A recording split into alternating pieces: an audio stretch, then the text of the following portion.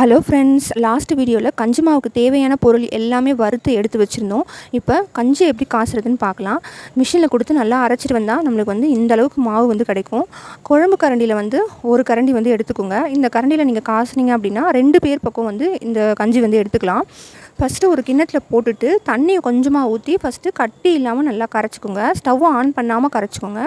கட்டி இல்லாமல் நல்லா கரைச்சிறதுக்கு அப்புறமா தேவையான அளவுக்கு தண்ணி ஊற்றிக்கோங்க. அப்போ தான் கஞ்சி ரொம்ப திக்காக இல்லாமல் குடிக்கிறதுக்கு ரொம்ப ஈஸியாக இருக்கும், நல்லாவும் இருக்கும்.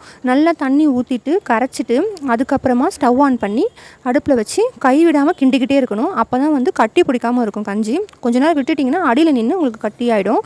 ஸோ கொஞ்சம் திக்னஸ் வர வரைக்கும் கிண்டிகிட்டே இருங்க. கொஞ்சம் சால்ட் ஆட் பண்ணிக்கோங்க.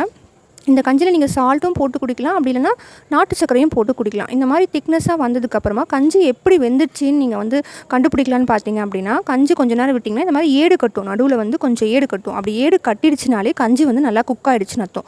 இப்போ நான் கொஞ்சமாக நாட்டு சர்க்கரை ஆட் பண்ணிவிட்டு கலக்கிட்டு உடனே ஆஃப் பண்ணிடுவேன். அவ்வளோதான், நம்மளுக்கு சூப்பரான ஹெல்த்தியான ஒரு கஞ்சி ரெசிபி ரெடி ஆகிடுச்சு. இதில் நிறைய பாரம்பரிய அரிசியெல்லாம் சேர்த்துருக்கேன் ஃப்ரெண்ட்ஸ். நீங்கள் லாஸ்ட் வீடியோவை செக் பண்ணி பாருங்கள்.